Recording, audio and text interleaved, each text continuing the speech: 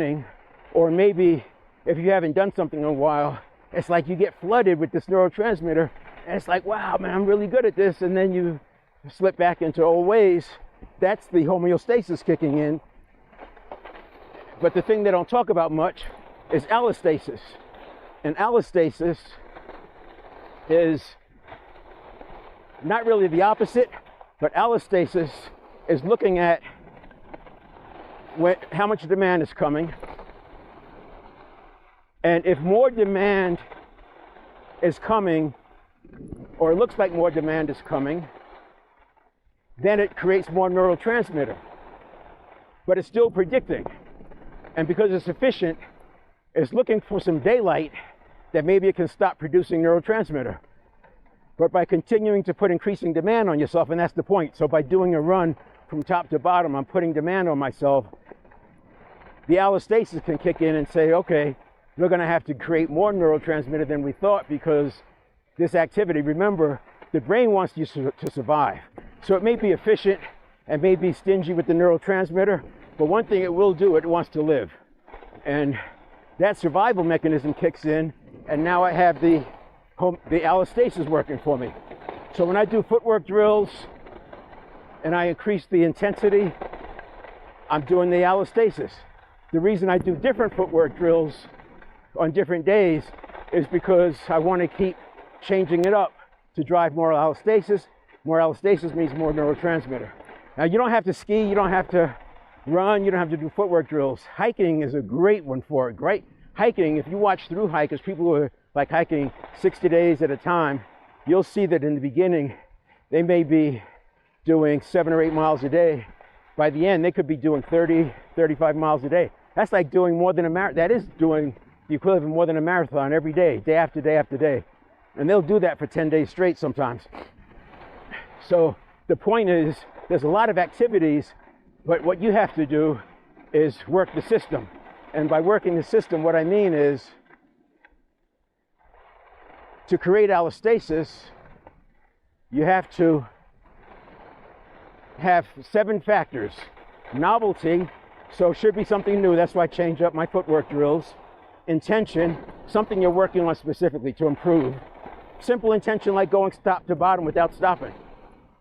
You need precision, so maybe focusing on how you do the turns. Hiking is constantly working on precision. And balance. Balance/complexity, because it doesn't always have balance involved in it.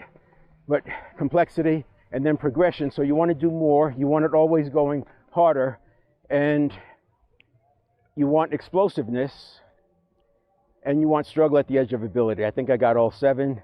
Novelty, intention, precision, balance or complexity, progression, and then explosiveness is the other one. So that's going to come out. Again, hiking, you have to climb and scramble, you're exploding. Skiing, I hit those few moguls, a little bit of explosiveness there. Transitioning from turns, not much, but struggle at the edge of ability. I didn't do much of that, but maybe just doing the thing top to bottom is struggle at the edge of ability. But another example would be narrower turns instead of such wide GS turns. These are GS skis, but doing slalom turns would make it a little harder, and trying to do 5 perfect turns in a row. Another one would be on moguls, doing 5 or 6 bumps exactly how you wanted to. Those are all things that are going to generate more neurotransmitter. So there you go. That is like anti-aging.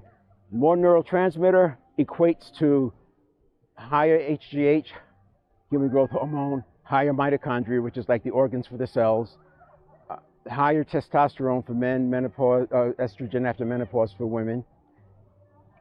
It benefits your BDNF, which is your brain-derived neurotropic factor, which basically is strengthening your neurons, which is brain food. Essentially, I'm helping your brain.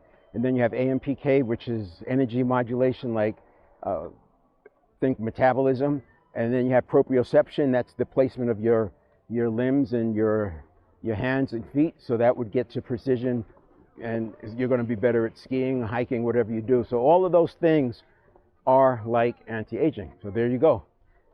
For more content like this, check out Life Transformation After 50. As I said, right now, I'm focusing on changing habits, because we have habits that were formed from age 0 to 7. If you're over 50, the life we have today is nothing like the one that existed at 0 to 7. So you have to have some mastery over habit change. And that's out there. Right now, I think that one is on episode 101. So you can go to Transformation After 50, where you check out your podcast. And it's also in the podcast section on YouTube, same name, Transformation After 50. And look at episode 101, I believe it is. And that's going to be the self-mastery, 4 pillars of self-mastery: knowledge, habit mastery, state mastery, and forgiveness. All right, talk to you soon.